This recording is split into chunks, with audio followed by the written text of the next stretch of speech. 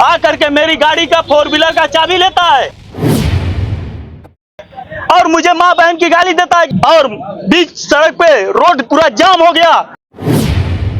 अब मैं किसी तरह से गाड़ी वहां मुझे मारा गया, वहां भी कम से कम 10 गुंडे आए थे, मुझे वहां झपलाया गया।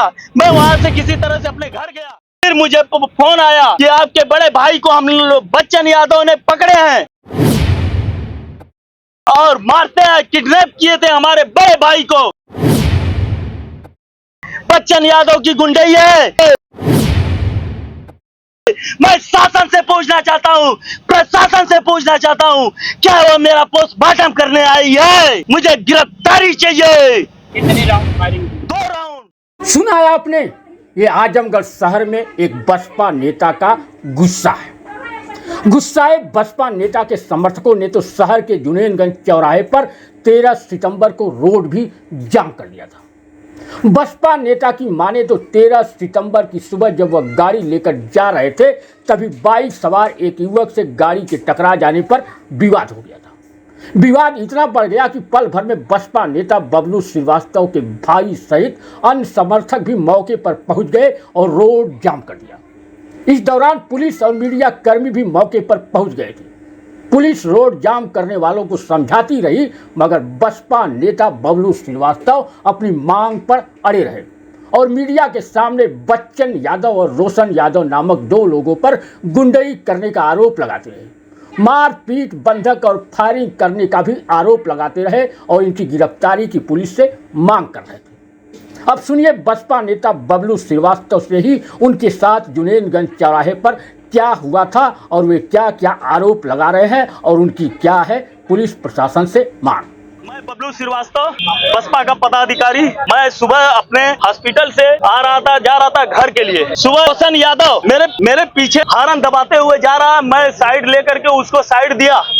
आगे जा करके गाड़ी अपनी 2 चक्का खड़ी करके बीच सड़क पे आ करके मेरी गाड़ी का 4 व्हीलर का चाबी लेता है और मुझे माँ बहन की गाली देता है और बीच सड़क पे रोड पूरा जाम हो गया। अब मैं किसी तरह से गाड़ी वहां मुझे मारा गया। वहां भी कम से कम 10 गुंडे आए थे, मुझे वहां झपलाया गया। मैं वहां से किसी तरह से अपने घर गया।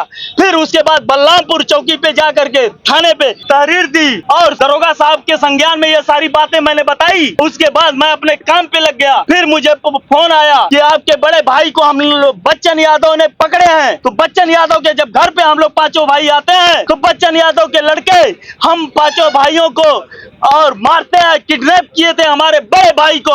हम आए बड़े भाई को छुड़ाने के लिए कि आखिर क्या बात है, बच्चन यादव किडनैप किए हैं।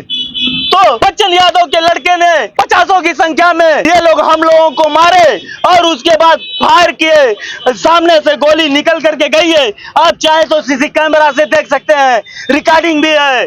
बच्चन यादव की गुंडई है। मैं शासन से पूछना चाहता हूँ, प्रशासन से पूछना चाहता हूँ, क्या वो मेरा पोस्टमार्टम करने आई है? मुझे गिरफ्तारी चाहिए। कितनी राउंड फायरिंग की? 2 राउंड।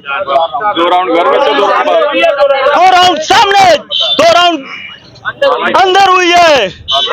बहरहाल एसपी सिटी शैलेंद्र लाल ने बताया कि इस मामले में 6 लोगों के खिलाफ नामजद और कुछ अज्ञात के खिलाफ केस दर्ज कर आगे की कार्रवाई शुरू कर दी गई। जुनेनगंज में 2 गाड़ियों के बीच में टक्कर हुई थी। इसके बाद लड़कों में मारपीट हुई थी। इस प्रकरण में तहरीर के आधार पर मुकदमा अपराध संख्या 507/24 अंतर्गत धारा 115(2), 352, 109 व 35 BNS का कायम किया गया। इसमें 6 लोग नामजद किए गए व लगभग 10 लोग इसमें अज्ञात हैं। शीघ्र ही साक्ष्यों के आधार पर नियमानुसार वैधानिक कार्रवाई की जाएगी।